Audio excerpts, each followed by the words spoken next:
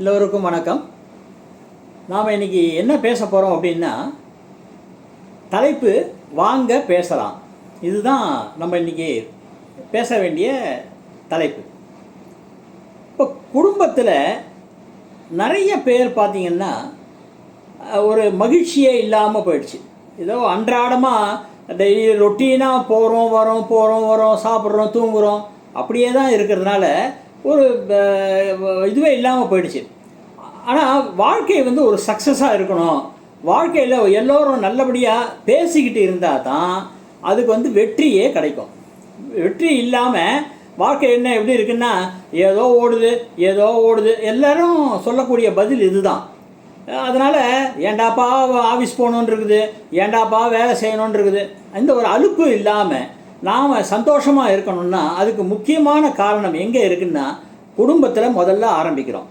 இந்த குடும்பம் அப்படின்னா என்ன அப்படின்னா, ஒரு குடும்ப தலைவன் இல்லைன்னா தலைவி, அது கணவன் மனைவி, அவங்க பசங்க, ஒரு 4 பேர் இருக்காங்கன்னு வச்சுக்கோங்களேன், மகன் மகள் இவங்கெல்லாம் இருக்காங்க.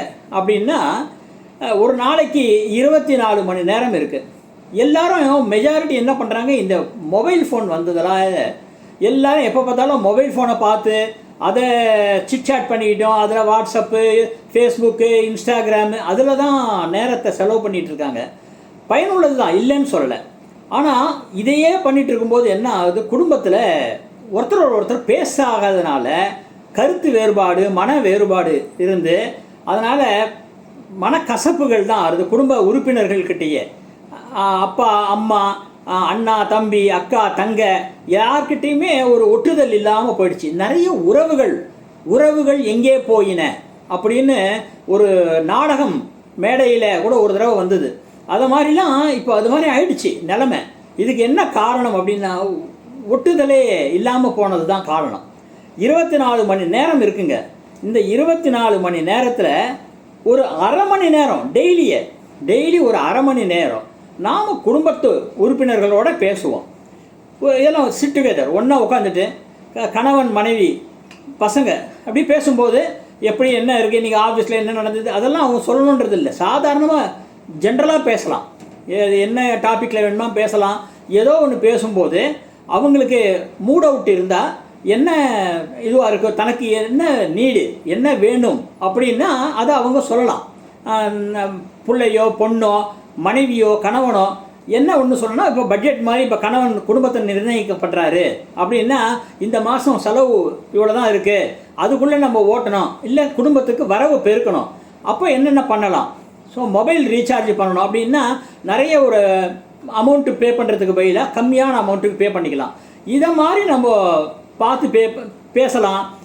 ஒருத்தர் பேசிக்கிறது, இது முதல்ல நம்ம வீட்டுக்குள்ளே நல்லா பேசிக்கிட்டு நல்லா சிறப்பாக இருந்தோம்னா, அடுத்தது வெளியே, அதாவது குடும்ப உறவுகள், மற்ற உறவுகள் இருக்காங்க பாருங்கள், சித்தி சித்தப்பா பெரியம்மா பெரியப்பா அவங்க இவங்கெல்லாம் இருக்காங்க பாருங்கள், பெரியப்பா பையன் சித்தப்பா பையன், அவங்க கூடலாம் பேசிக்கிறது, அத்தை மாமி மாமா அவங்கக்கிட்டலாம் பேசுகிறதெல்லாம் இதை மாதிரி செஞ்சால் அப்போ என்ன ஆகும், உறவுகள் நன்றாக வளரும்.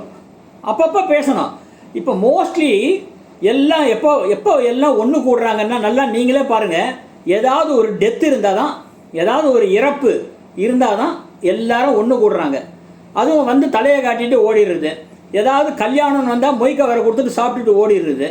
எல்லாம் இதில் தான் இருக்குது. நிறைய பேர் கல்யாணத்துக்கு கூட தன்னோட பையனையோ பொண்ணையோ கூட்டிகிட்டு போகிறது கிடையாது. கல்யாணங்கள்லாம் தாமதமாகறதுக்கு இதுவும் ஒரு காரணம். அங்கே கல்யாணத்துக்கு அழிச்சிட்டு போனால் தானே உங்களுக்கு இந்த தனக்கு ஒரு பிள்ளை இருக்கான் ஒரு பொண்ணு இருக்கான்னு தெரியும். 4 பேர் முன்னெல்லாம் அந்த காலத்துலலாம் அப்படிலாம் இருந்தது. இந்த காலத்தில் அதெல்லாம் இல்லாமல் போயிடுச்சு. ஏன்னா இப்போ அதெல்லாம் உறவுகள் எங்கே போயின அப்படின்ற மாதிரி ஆயிடுச்சு. இதெல்லாம் நம்ம ஒழுங்காக நம்ம ஆக்டிவேட் பண்ணோன்னு வச்சுக்கோங்களேன், எந்த கோயிலுக்கும் நாம் போக வேண்டாம். பார்த்தீங்கன்னா சூரியன் நவகிரகத்தில் சூரியன் அப்பா, சந்திரன் அம்மா, செவ்வாய் இளைய சகோதரம், அதாவது தம்பி தங்கை அப்படின்னு. அது மாதிரி மாமா புதன், குரு வழிகாட்டி, சுக்கிரன் மனைவி, இது மாதிரி எல்லா இதுக்குமே ராகு வெளிநாட்டவர், வேற்றுமொழி பேசக்கூடியவர், கேது கோவில். அது மாதிரி கோவிலுக்கு அழிச்சிட்டு போங்க. கோவில், மாஸ்க்கு, சர்ச்சு எங்கே வேணுமாலும் சரி. எதுக்காக அதெல்லாம் நம்ம போகிறோம் அப்படின்னா, அந்த ப்ரேயர்ஸ் முடிஞ்சுட்டு நாம் ஒருத்தரோட ஒருத்தர் பேச போகிறோம். இப்போ அது அந்த மாதிரி செஞ்சால் ரொம்ப ரொம்ப ரொம்ப ரொம்ப நல்லது. இது அவசியமாக ஒவ்வொருத்தருமே இதை பண்ணிட்டு வர்றது நல்லது. மெஜாரிட்டி மற்ற இதெல்லாம் பார்த்தீங்கன்னா கோவிலில் ட்ரஸ்ட் இருக்குது. அடுத்தது சில ஃப்ளாட் அசோசியேஷன்ஸ்லாம் பார்த்தீங்கன்னா அங்கெல்லாம் திறம்பட செயல்படாதது காரணம் என்ன அப்படின்னு கேட்டிங்கன்னா, முதல்ல வந்து இந்த நிர்வாகிகள் இருக்காங்க பாருங்களா, இந்த நிர்வாகிகள் அவங்களுக்குள்ளாகவே ஒரு மீட்டிங் மாதிரி போட்டு அவங்களுக்குள்ளே இருக்கிற மனக்கசப்புகளை வெளியே ஏற்றணும். என்ன கசப்புகள் இருந்தாலும் எல்லாம் ஒன்றுபட்டு இருக்கணும். அடுத்தது கமிட்டி மெம்பர்ஸ், அந்த கமிட்டி மெம்பர்ஸுக்கும் நிர்வாகிகளுக்கும் உண்டான இது வந்து ஃப்ளாட் அசோசியேஷனாக இருந்தாலும் சரி, இல்லை ஏதாவது கோவில் சர்ச்சு மாஸ்க் ட்ரஸ்ட்டாக இருந்தாலும் சரி, எந்த ட்ரஸ்ட்டாக இருந்தாலும் அப்போ அதுக்கும் இதே தான் வழிமுறைகள். இப்போ இதே மாதிரி எல்லாத்தையும் பண்ணும்போது எந்த ஒரு வரவு செலவு கணக்கு கொடுக்கப்பட்டாலும் அதெல்லாம் நிர்வாகிகள் முதல்ல அவங்க உட்காந்து பேசி உங்களுக்குள்ளே ஏதாவது சந்தேகங்கள் இருக்கா, அந்த சந்தேகங்களை கிளாரிஃபை பண்ண வேண்டியது அந்த செக்ரட்டரியும் ட்ரெஷரரும். அடுத்தது கமிட்டி மீட்டிங் போட்டு கமிட்டி மெம்பர்ஸுக்கெல்லாம் இதெல்லாம் சரி பண்ண வேண்டியது, அவங்களுடைய திருப்தி ஏற்படுத்த வேண்டியது. அதுக்கப்புறமா ஜென்ரல் பாடி மீட்டிங் போடும்போது பொதுக்குழுவில் அத்தனை பேருக்கும் அத்தனை உறுப்பினர்களுக்கும் இதெல்லாம் தெரியப்படுத்தி வரும்போது எந்த மீட்டிங்லேயுமே சரி உங்களுக்கு சண்டை சச்சரவுன்றதே வராது, சுமூகமாக இருக்கும்.